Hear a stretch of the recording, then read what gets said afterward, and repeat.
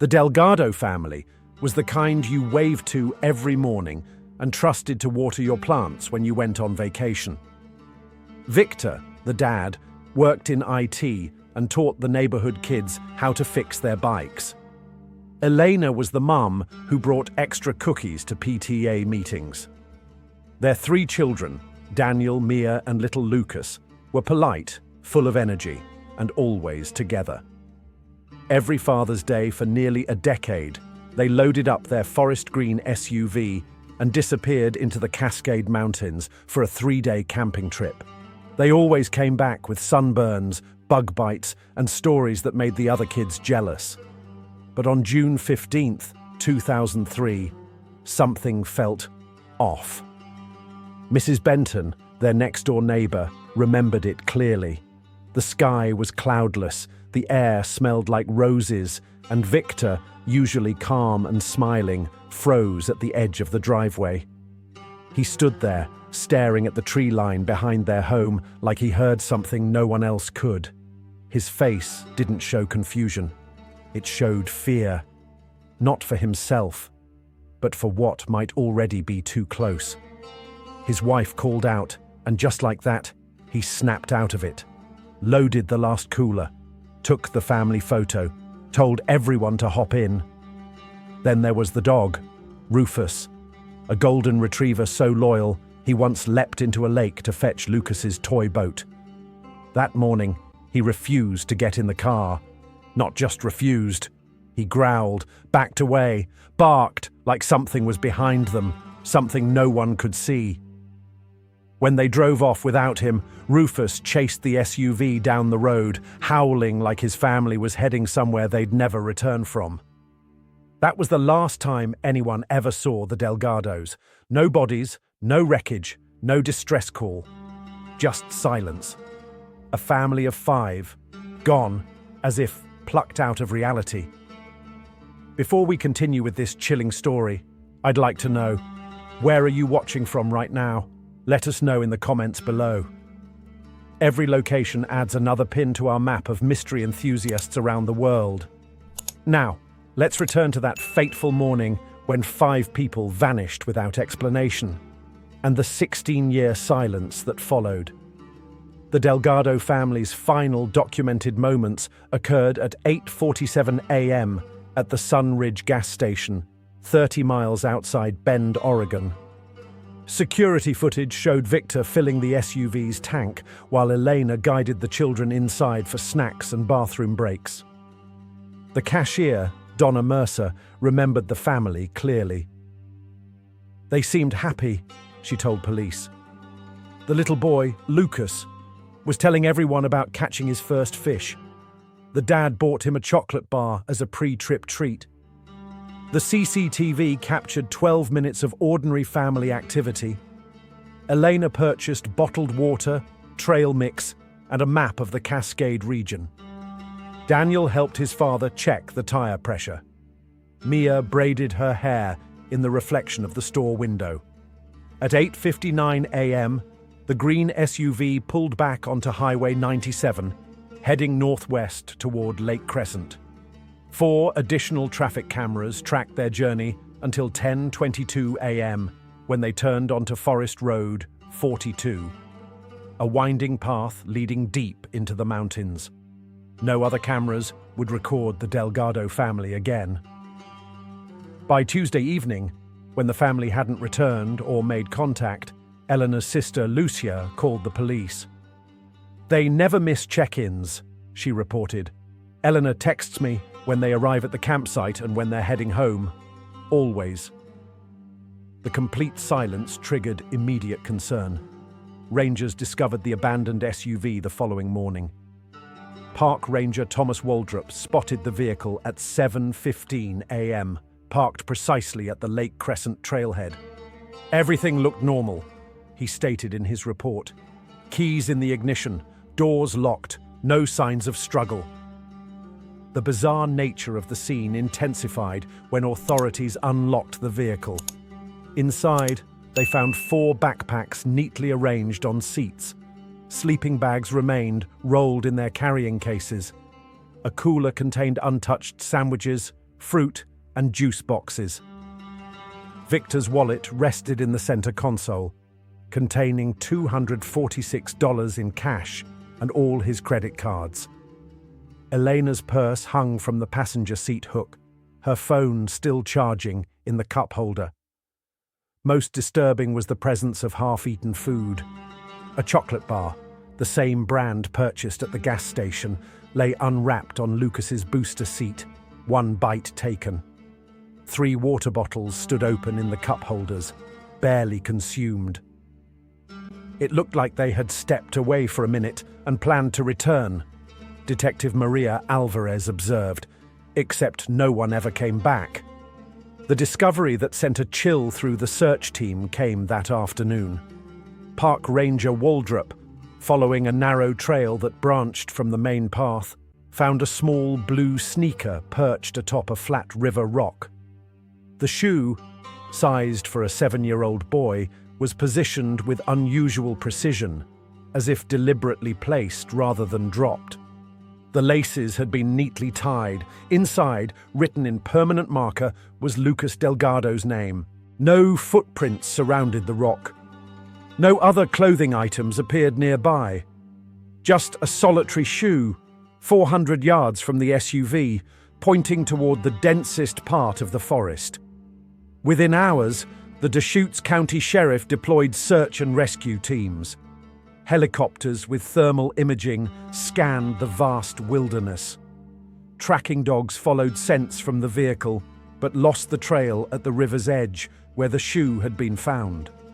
By nightfall, over 50 personnel combed the forest, calling out the Delgado family's names into the silent woods. Their voices echoed back unanswered. By the 4th day, the search for the Delgado family had expanded to cover over 20 square miles of wilderness. The Deschutes County Sheriff's Office coordinated with forest rangers, state police, and FBI agents, establishing a command center at the Lake Crescent Ranger Station.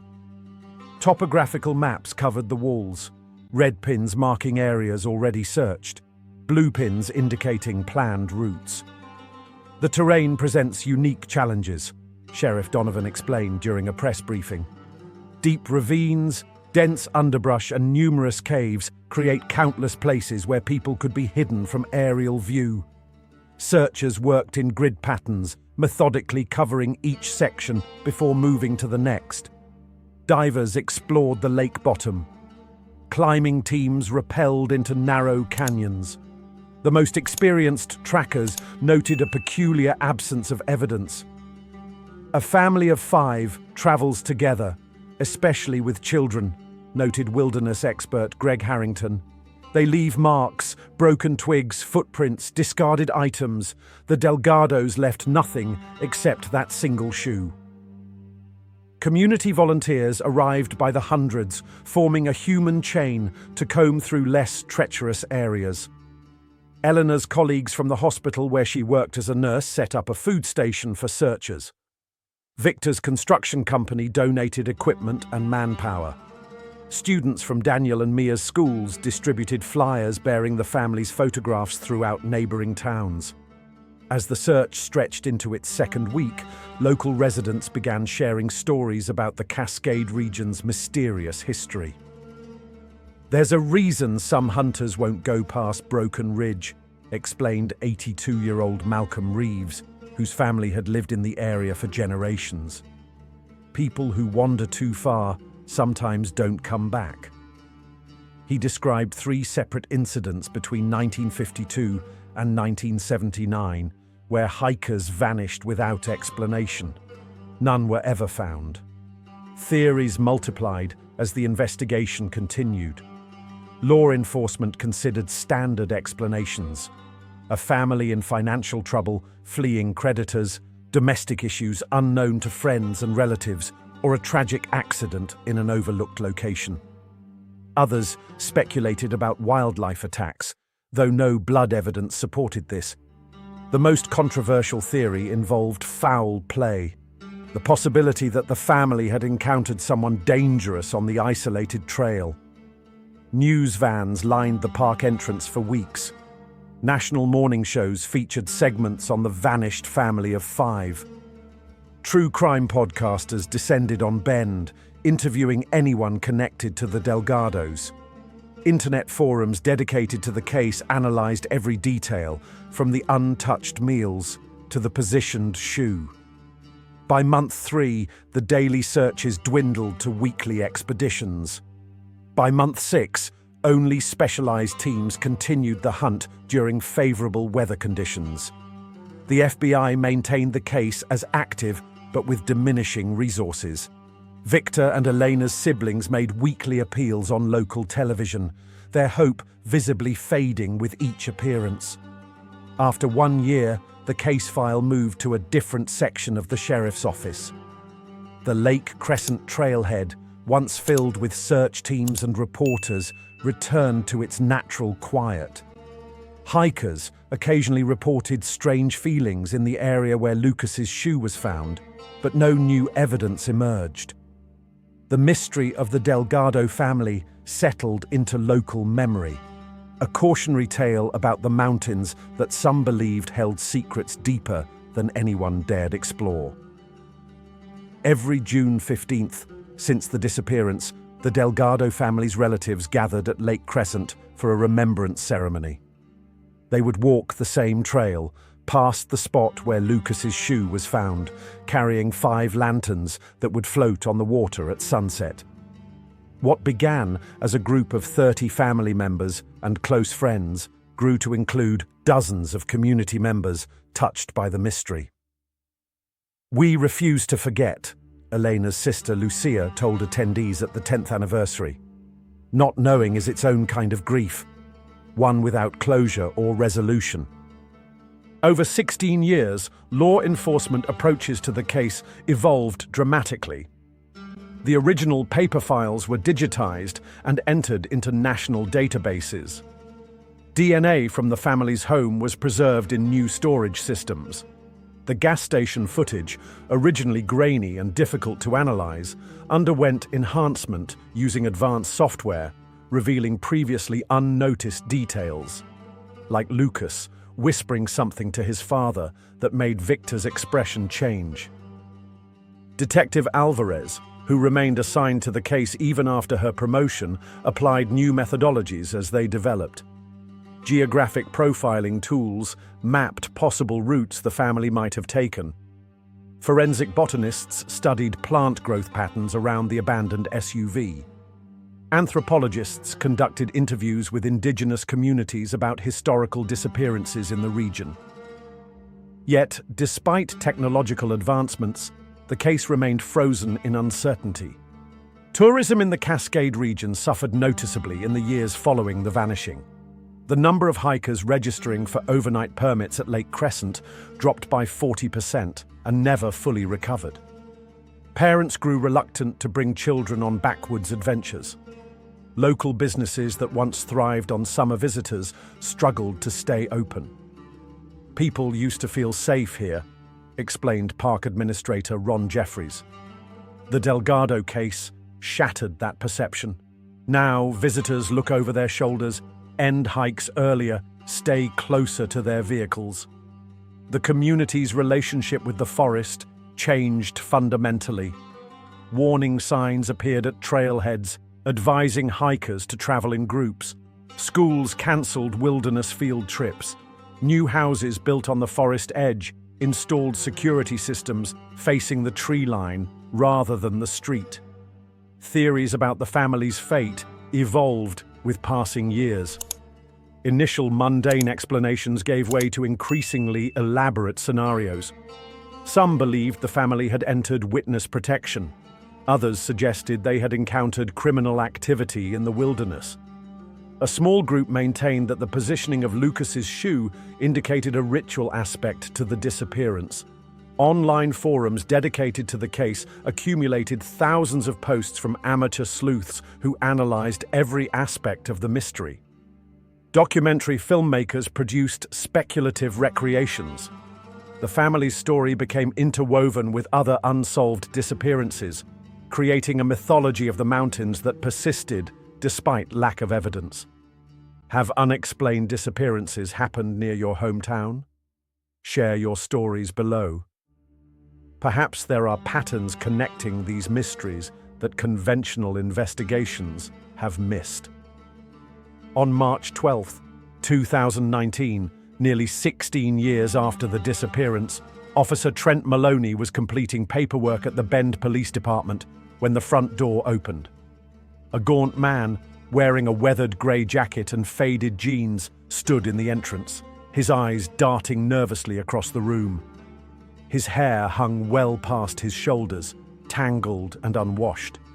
His beard, flecked with premature grey, partially obscured a face marked by exposure to the elements. "I need to speak with someone about the Delgado case," he said, his voice barely audible. "I'm Daniel Delgado." Officer Maloney, who had joined the force years after the disappearance, recognized the name immediately. He guided the man to a private interview room and called Detective Alvarez, who had investigated the original case. The man sat motionless, hands trembling slightly as they rested on the table. His fingernails were broken and dirt-filled. A jagged scar ran from his left temple to his jawline. When offered water, he examined the sealed bottle for nearly a minute before drinking. "You understand we'll need to verify your identity," Maloney explained. The man nodded. "I've been gone a long time." Detective Alvarez arrived within 30 minutes, carrying the original case file. She observed the man without speaking, noting his physical condition. Severe malnourishment had hollowed his cheeks. His skin, despite appearing weathered, showed few signs of sun exposure, suggesting years spent primarily indoors or in shade. His posture remained tense, his body angled toward the door. When questioned about basic biographical information, he responded with precise details about the Delgado family that matched the file. Fingerprint scans provided preliminary confirmation, but authorities remained cautious. They collected DNA samples and cross-referenced them against genetic material preserved from the Delgado household. While awaiting results, medical professionals conducted an examination, documenting numerous healed fractures, evidence of prolonged malnutrition, and untreated infections. His physical state suggests years of inadequate care and possible confinement, Dr. Natalie Werner reported. The psychological assessment indicates severe trauma, hypervigilance, and trust issues consistent with long-term captivity. Many officers maintained skepticism. Some suspected an elaborate hoax, perhaps someone who had studied the case extensively. Others proposed that Daniel suffered from psychological issues that had led him to believe he was the missing teen. The county prosecutor insisted on absolute verification before informing the Delgado relatives. 3 days later, DNA analysis confirmed his identity. Daniel Delgado, now 31 years old, had returned. In his initial recorded statement, Daniel spoke haltingly about a group he called the Watchers. He described them as a reclusive community living deep within the Cascade Wilderness, far from marked trails or known campsites. "They found us when our car broke down," he explained, his eyes fixed on the wall behind the interviewers. "It wasn't an accident. They disabled the vehicle remotely. They'd been tracking us since we entered the forest." According to Daniel, the Delgado family had been driving along Forest Road 42 when their SUV suddenly stalled. Victor attempted to restart it, while Elena used her cell phone, finding no signal. As dusk approached and temperatures dropped, the family grew increasingly concerned. That's when 3 figures emerged from the tree line, 2 men and a woman wearing identical grey clothing. "They offered help," Daniel continued. "Said their community was nearby. They had food, shelter, communications equipment. Dad was hesitant, but it started to rain. Lucas was cold." The strangers led the family along an unmarked path. Daniel recalled walking for hours before reaching a clearing where several cabin-like structures stood in a perfect circle. Other people dressed in similar grey attire greeted them warmly. They were given hot food and dry clothes. Everyone was polite, too polite. Daniel said. They never blinked, never seemed to sleep. The pivotal moment came that night. Daniel awoke to find his father arguing with several community members. Victor had discovered there was no phone or radio as promised. When he announced the family would leave at first light, the demeanor of their hosts transformed instantly. Their faces changed. Daniel whispered, not physically, but something behind their eyes. Dad reached for us, telling us to run. That's when they grabbed him. Daniel described chaos erupting in the cabin, his father struggling against multiple attackers, his mother screaming, the younger children crying in confusion. He recalled being separated from his siblings and restrained by two men who spoke to each other in a language he didn't recognize. The last thing I heard was my father shouting my name, Daniel said, tears streaming down his hollow cheeks. Then something hit my head, and everything went dark. When Daniel recovered consciousness after that initial confrontation, he found himself in a cramped underground room. His detailed descriptions of the compound painted a disturbing picture for investigators, a network of partially subterranean structures hidden beneath the forest canopy, designed to remain invisible from the air. The main complex housed about 60 people, Daniel explained during his fourth interview session. They built everything to merge with the landscape. Tree roots grew through the ceilings. Walls were packed earth reinforced with timber. From 50 feet away, you wouldn't know anything was there. According to Daniel, the Watchers operated under a rigid hierarchy led by an individual they called the Observer, a tall, thin man whose age was impossible to determine. Below him were 7 directors who managed different aspects of the community. Everyone else held equal status with specific assigned functions. They had meetings every sunrise where they'd recite their beliefs. Daniel continued. They thought modern society was a corruption of human potential. They believed they were chosen to preserve true consciousness through isolation and observation. Their practices revolved around strict routines and surveillance. Community members monitored each other constantly, reporting deviations to the directors. Meals consisted of foraged plants, cultivated fungi, and occasional game. Everyone wore identical grey clothing made from processed bark fibre. Most disturbing was their treatment of visitors, people like the Delgados who were brought to the compound. They separated us immediately, Daniel recalled, his voice hollow. They put my father to work, cutting timber. They took my mother to their medical facility. Mia and Lucas were placed with the education group. When asked directly about his family's fate, Daniel's testimony became fragmented, as if accessing memories too painful to fully articulate. Dad tried to escape 3 times. After the 3rd attempt, they took him to the observation chamber. I never saw him again. His voice faltered. Mum lasted longer. She pretended to accept their ways. She would whisper to me during mealtimes to stay strong. But then she got sick. They have their own medicine. Strange teas, fungal pastes. Whatever they gave her made her worse. According to Daniel, both younger children were gradually indoctrinated into the community. Lucas forgot our home after a few months. Mia held on longer, but eventually they broke her too. His own escape came after nearly 8 years of captivity. By then, the Watchers had begun allowing him limited freedoms as he demonstrated compliance with their rules. He worked primarily in their underground cultivation chambers, growing fungi used for food and medicine. They assigned me to a foraging team, he explained. 4 of us would collect specific plants outside the compound, always under guard, always back before dark. During one expedition, a sudden mountain storm separated Daniel from his group. Rather than returning to the designated meeting point, he seized the opportunity and ran. For 3 days, he navigated through the wilderness without equipment or supplies. I ate bugs, drank from streams, hid during the day and moved at night. Eventually, he reached a hiking trail and followed it to a remote cabin owned by an elderly couple. Terrified of being found, he refused their offers to contact authorities. I told them I was running from an abusive family.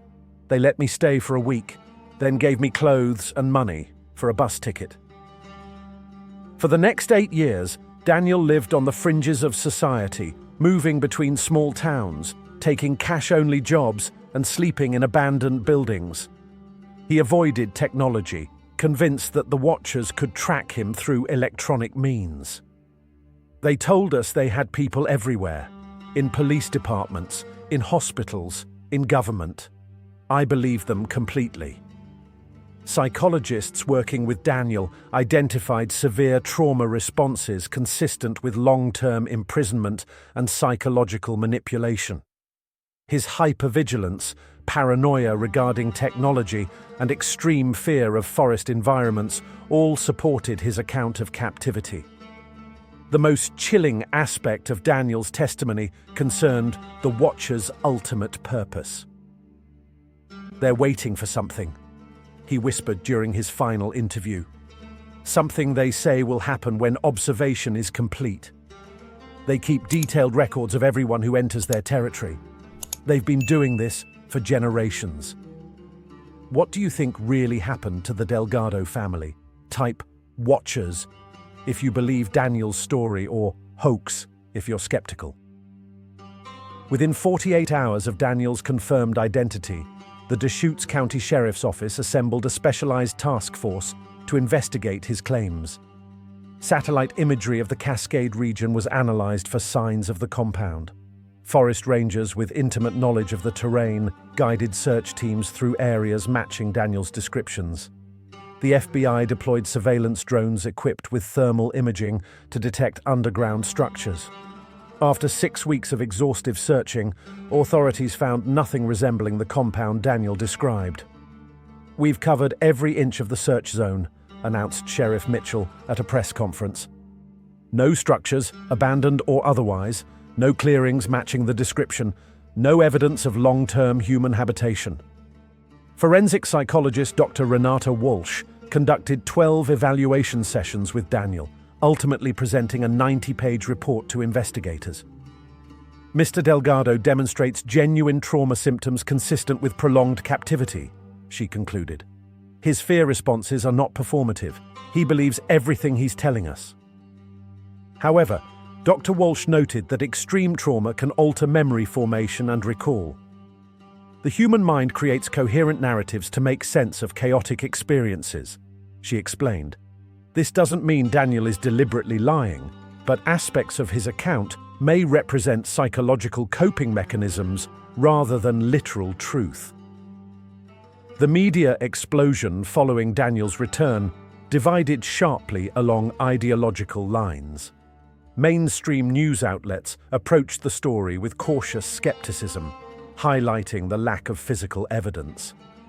Alternative platforms embraced his account entirely, connecting it to other unexplained disappearances and government conspiracy theories. Documentaries, podcasts, and online forums dissected every detail of Daniel's testimony. Amateur investigators trekked into the Cascade Mountains, live-streaming their searches for the Watchers' compound. Several required rescue after becoming lost or injured. The community fractured over what to believe. Many residents who had participated in the original search felt vindicated. They had sensed something unusual about the disappearance from the beginning. Others, particularly former law enforcement officers, pointed to inconsistencies in Daniel's timeline and the complete absence of corroborating evidence. "Where's the compound?" demanded retired Detective Ron Thurman. "Where are the 60 other people? How does a community exist for generations without leaving any trace?" 3 months after his return, Daniel withdrew from public view. His maternal aunt, Teresa Mendez, issued a statement requesting privacy.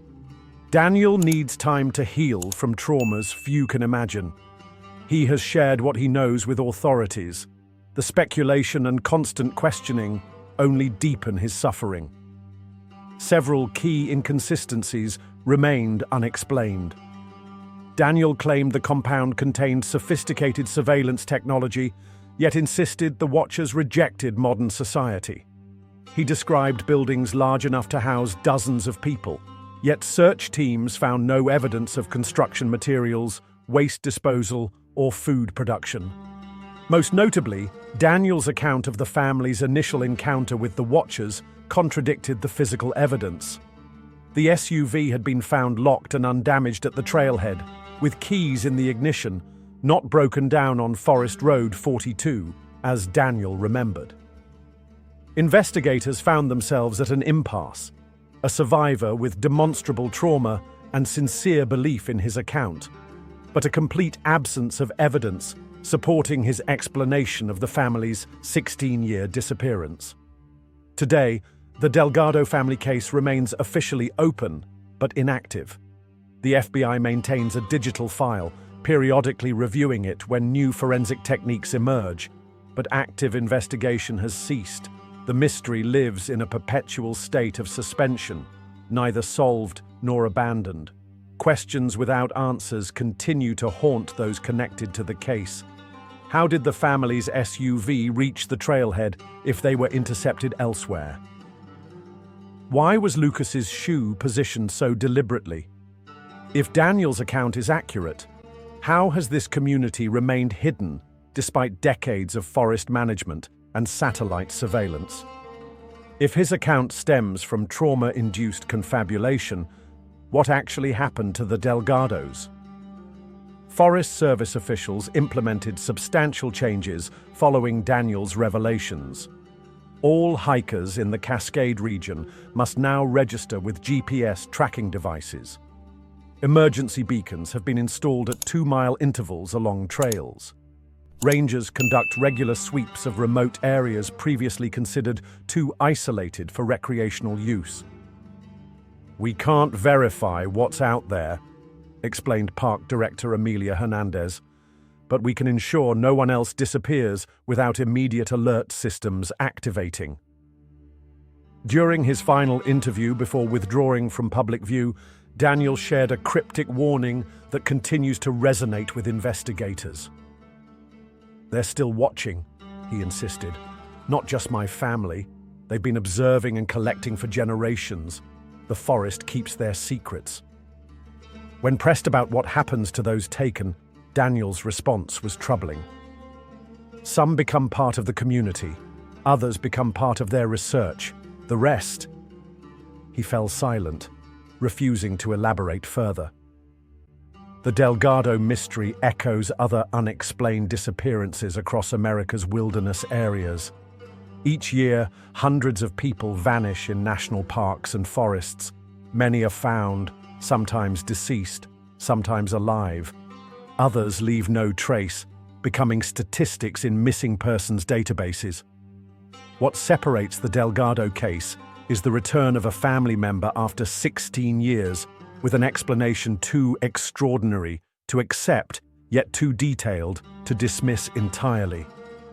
Whether Daniel's account represents fact, fiction, or a blend created by a traumatized mind, his reappearance transformed a cold case into an enduring enigma. Visitors to Lake Crescent still occasionally leave items at the trailhead: flowers, candles, teddy bears for Lucas. Rangers report finding an unusual number of single shoes placed on rocks along the river where Lucas's shoe was discovered. Some gestures of remembrance, others perhaps attempts to communicate with whatever presence might still linger in those woods. The truth about what happened that Father's Day remains hidden, perhaps forever, somewhere in the vast wilderness that swallowed a family of 5 and returned just 1. If this story sent chills down your spine, hit that like button and subscribe for more unsolved mysteries. Turn on notifications so you never miss an upload.